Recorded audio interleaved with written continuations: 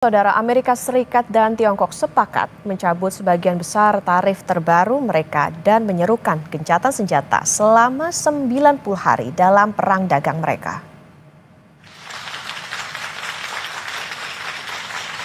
Berdasarkan perjanjian baru, tarif Amerika Serikat akan turun menjadi 30% dan Tiongkok akan menurunkan tarifnya menjadi 10%. Meski demikian, ekonom memperingatkan tarif ini masih tetap tinggi dibandingkan sebelumnya dan hasil pembicaraan di masa mendatang tidak pasti. Sebelumnya, saudara, pertikaian sengit terjadi antara Tiongkok dan Amerika Serikat. Kedua negara ini saling menekan dengan menaikkan tarif pajak.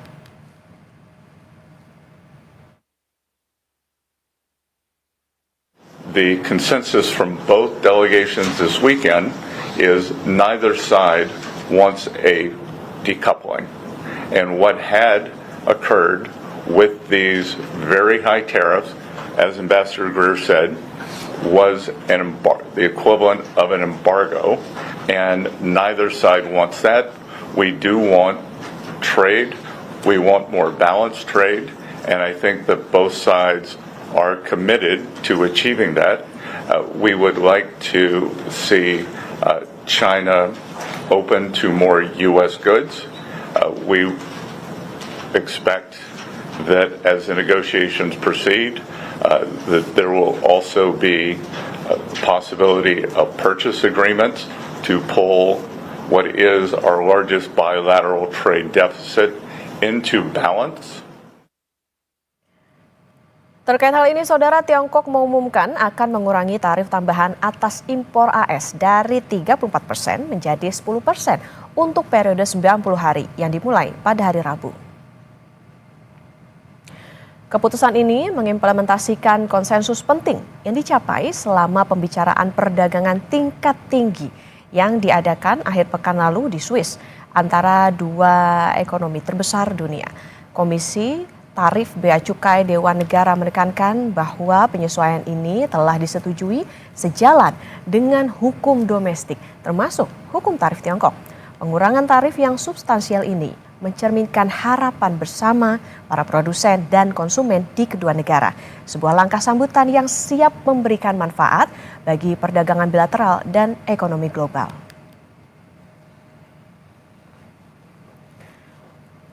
Perundingan AS Tiongkok masih berjalan, saudara. Hasilnya bisa saja tak sesuai harapan. Namun saat ini, untuk sementara, pasar mendapat kelegaan setelah Amerika Serikat dan Tiongkok sepakat menunda sebagian tarif bea masuk impor. Kompas Bisnis akan tanya langsung ke Kepala Ekonom Bank Permata, Joshua Pardede. Selamat pagi, Mas Joshua. Selamat pagi, Ota.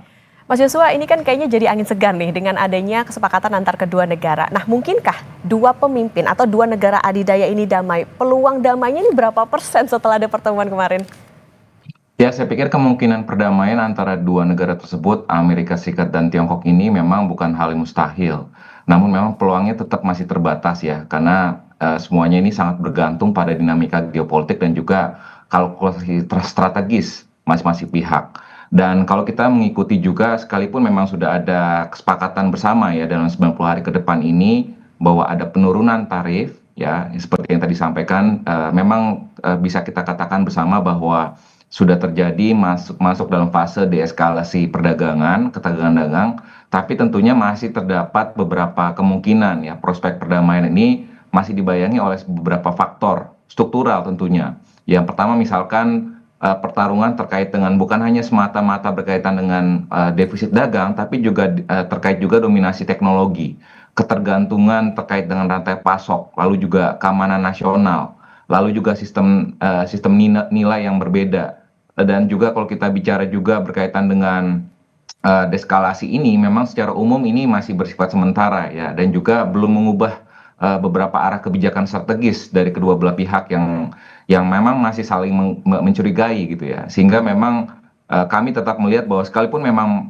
probability-nya cukup besar ya, tapi kemungkinan mungkin kalau dikatakan, kalau kita kuantifisir mungkin probability-nya saat ini baru sekitar 30 hingga 40% ya, apabila dengan adanya kesepakatan di akhir pekan lalu itu bahwa kemungkinan bahwa ada perdamaian itu mungkin sekitar 30-40%, namun kita akan mengikuti lagi ke depannya seperti apa. Namun tentunya perkembangan itu akan bergantung juga bagaimana diskusi ataupun negosiasi antara Amerika Serikat dengan mitra dagang lainnya yang juga diberikan tarif resiprokal oleh pemerintah Amerika Serikat.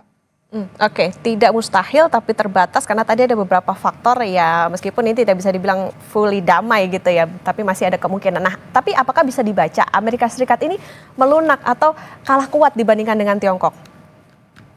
Ya, saya pikir memang kalau kita bicara dari sisi competitiveness, lalu juga dari sisi labor cost, dan juga kalau kita bicara dari sisi kecepatan implementasi teknologinya dari Tiongkok, ini saya pikir memang tidak semua negara pun juga mengakuinya ya. Dan saya pikir ini juga Amerika Serikat pun juga menyadari bahwa dalam hal upaya untuk menarik investasi ke ataupun menarik industri manufakturnya ke Amerika Serikat itu bukan hal yang mudah gitu ya.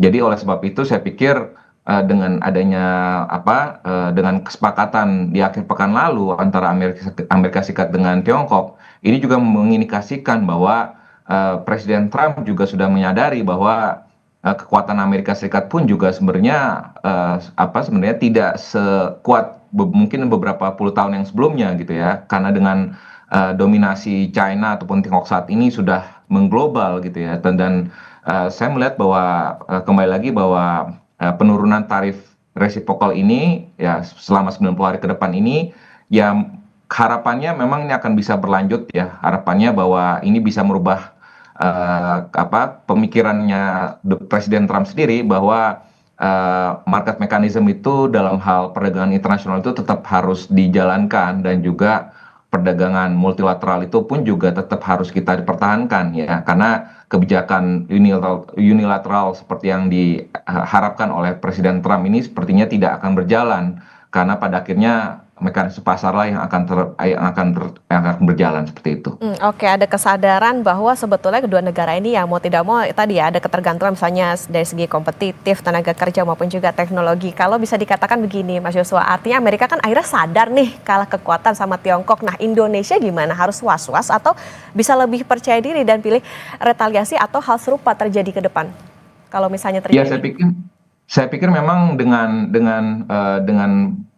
ketegangan dagang antara Amerika Serikat dan juga Tiongkok yang sudah terjadi juga di Jilid 1 2018-19, saya pikir Indonesia mestinya harus belajar lebih banyak lagi tentunya ya, artinya dengan bagaimana menyiapkan diri untuk mendatangkan investasi dan juga mendorong diversifikasi rantai pasokan dan berupaya sebanyak mungkin untuk masuk sebagai global value chain ya dalam berbagai produk-produk global gitu ya, karena kalau kita bandingkan dengan peers negara-negara lain di Asia Tenggara sekalipun, Malaysia, Filipina ya, keterkaitan produk Indonesia dengan misalkan rantai pasokan global itu sangat kecil sekali gitu ya, sehingga inilah yang menyebabkan daya saing produk-produk Indonesia pun juga terus menurun, termasuk juga produk misalkan tekstil garment dan juga alas kaki Indonesia yang terus terkikis oleh beberapa produk terutama dari China dan Bangladesh dan juga India.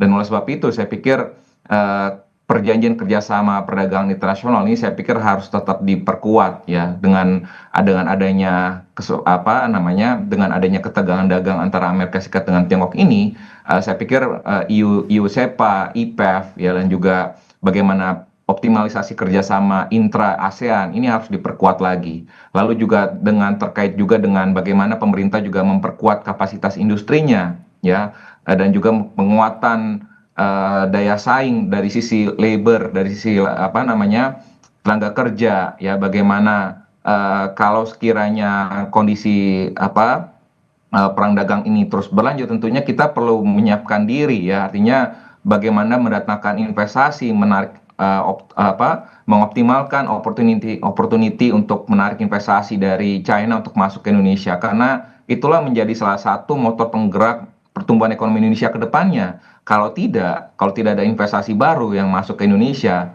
kalau tidak ada investasi yang bisa menciptakan lapangan kerja baru di Indonesia, tentunya pertumbuhan ekonomi kita pun juga akan tetap stuck, dan juga tentunya kita akan menjadi penonton saja di tengah kondisi global yang dipenuhi dengan ketidakpastian seperti saat ini. Oke, artinya ini bukan jadi suatu, ya bisa dikatakan bukan semata-mata jadi angin segar gitu, tapi justru harus jadi pelajaran dan juga jadi PR ke depannya soal tadi bagaimana salah satunya soal mendatangkan investasi. Mas Joshua, nanti kami lanjutkan kembali dan saudara tetaplah bersama kami di Kompas Bisnis.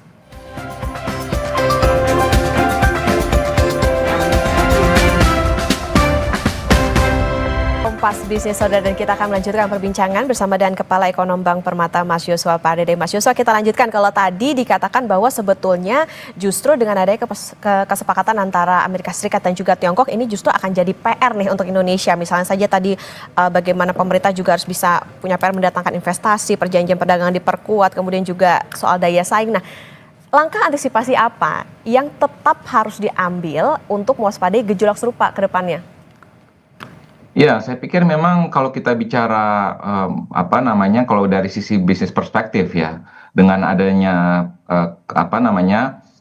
upaya-upaya untuk perdagangan internasional ini menjadi cenderung deglobalisasi, tentunya para pelaku bisnis perlu mempertimbangkan ya untuk mencari diversifikasi supply chain baru ya di luar China.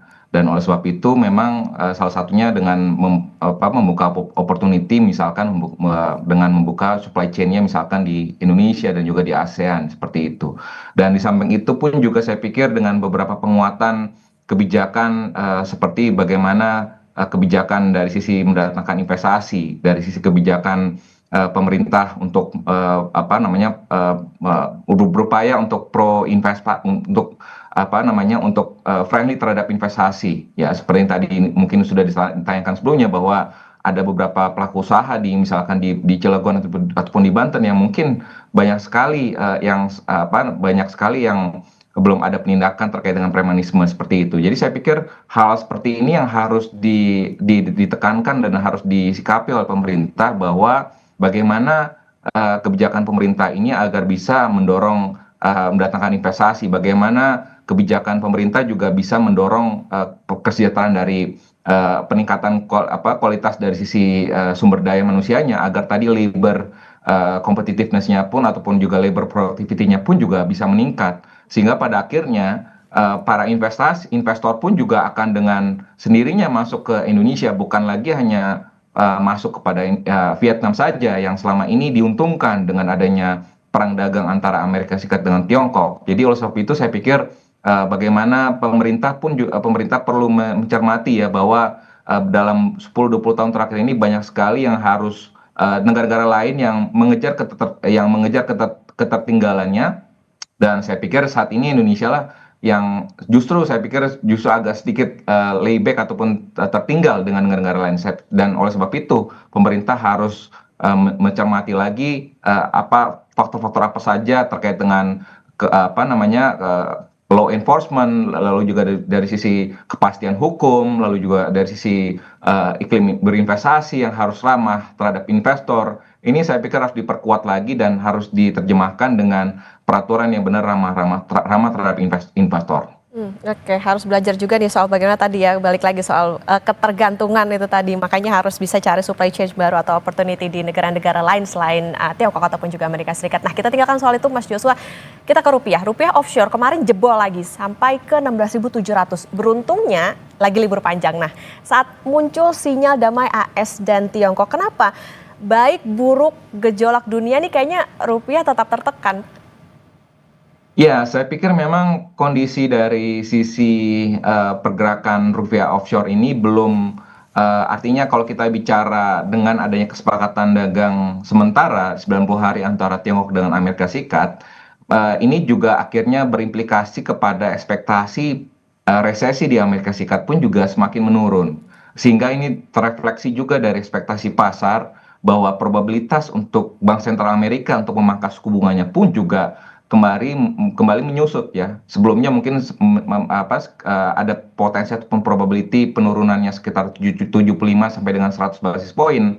Namun setelah adanya kesepakatan dagang tersebut yang sementara ini justru malah menurun hanya sekitar 50 basis poin. Karena tadi ada penurunan probability dari resesi di Amerika Serikat. Sehingga memang ada kecenderungan bahwa apa namanya dolar ataupun nilai tukar rupiah offshore-nya mengalami pelemahan, dan di sisi lainnya sekalipun memang pasar saham Amerika pun juga apa terapresiasi, namun saya melihat bahwa kondisi ini belum mencerminkan juga rilis data yang tadi malam ya, yakni inflasi di Amerika Serikat ini juga mengalami penurunan ya. Artinya kalau kita bicara ekspektasinya ke depan ya ataupun pergerakan pasar hari ini kemungkinan pun juga Mas akan mencerna juga bagaimana rilis data inflasi Amerika kemarin ya yang dirilis tadi malam, yang dimana ini pun juga sebenarnya sudah memberikan sinyal bahwa akan terjadi pelemahan ekonomi di Amerika Serikat, sekalipun memang tidak sesignifikan yang diperkirakan sebelumnya kalau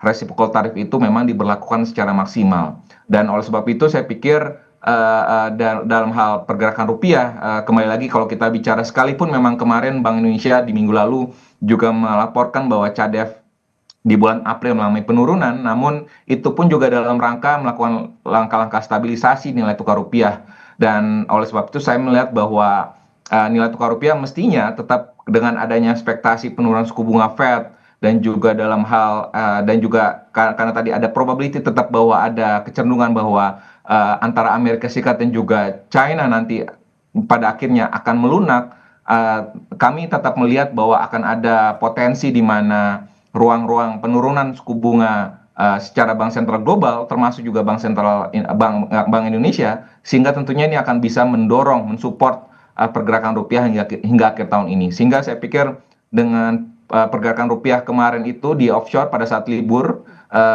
hari raya Waisak, saya pikir ini bersifat sementara, dan kedepannya saya melihat bahwa masih tetap ada peluang untuk rupiah bergerak mengalami penguatan terhadap dolar Amerika Serikat. Oke, Mas Yusuf, artinya penegasan proyeksi Anda, apakah BI akan masuk ke pasar rupiah derivatif lagi atau intervensi di market utama kalau rupiahnya kembali melemah? Ya, saya pikir memang kalau kita bicara bagaimana langkah-langkah intervensi Bank Indonesia, tentunya langkah-langkah stabilisasi Bank Indonesia ini tentunya akan dilakukan secara terukur dan juga manageable ya. Artinya kalau kita bicara apakah masuk di derivatif ataukah tentunya triple intervention ini akan dilakukan ya, baik itu di spot ataupun di NDF dan juga di pasar SBN, ini akan terus dilakukan secara reguler dan juga dilakukan apabila dilakukan secara terukur ya, apabila memang rupiah pelemahannya dibandingkan dengan mata uang negara lain itu cukup tertekan, tentunya Bank Indonesia akan melakukan langkah-langkah stabilisasi. Dan kaitannya juga kepada apa namanya arah suku bunga, kembali lagi jikalau memang tekanan terhadap rupiah masih cukup tinggi, tentunya pertimbangan dari Bank Indonesia saya pikir cukup besar juga ya untuk tetap mempertahankan tingkat suku bunganya ya di rapat Dewan Gubernur di jangka pendek ini ya, dalam rangka tadi untuk menjaga stabilitas nilai tukar rupiah sampai dengan nanti ada kejelasan bahwa sinyal dari suku bunga di Amerika sudah mulai turun dan probabilitas cukup tinggi. Tentu saya pikir ini sinyal-sinyal untuk penurunan suku bunga BI pun juga akan lebih terbuka, dan sehingga ini akan lebih membuka lagi ruang untuk adanya potensi penguatan dari rupiah ke depannya. Oke, artinya kalau kita melihat bagaimana proyeksi atau potensi respon BI rate di bulan ini, kalau pertimbangannya gejolak eksternal dan prinsip pro growth, ini gimana Mas Yusuf? Ya, tentunya dua hal itu tentunya akan terus dipertimbangkan ya. Sekalipun memang kuartal 1 pertumbuhan ekonomi kita di bawah 5%, dan tentunya ini menjadi juga salah satu pertimbangan Bank Indonesia dalam hal ini melihat data-data inflasi yang juga relatif terkendali ya, itu tercermin juga dari sisi core inflation juga terkendali. Semestinya ini memberikan ruang Bank Indonesia untuk memangkas suku bunganya. Namun kembali lagi pertimbangan lainnya lagi yang juga harus taken note oleh Bank Indonesia adalah terkait dengan stabilitas nilai tukar rupiah. Karena pada akhirnya kalau rupiahnya bergerak terlalu dinamis ya, tentunya ini akan berimplikasi juga kepada imported inflation ya, sehingga pada akhirnya ini akan mempengaruhi juga pada inflasi headline pada umumnya, sehingga tentunya ini menjadi dua hal yang apa namanya tentunya sama seperti the Fed ya ataupun Bank Sentral Amerika Serikat, bahwa BI pun juga akan data dependent ya, akan melihat bagaimana perkembangan nilai tukar rupiah sampai dengan saatnya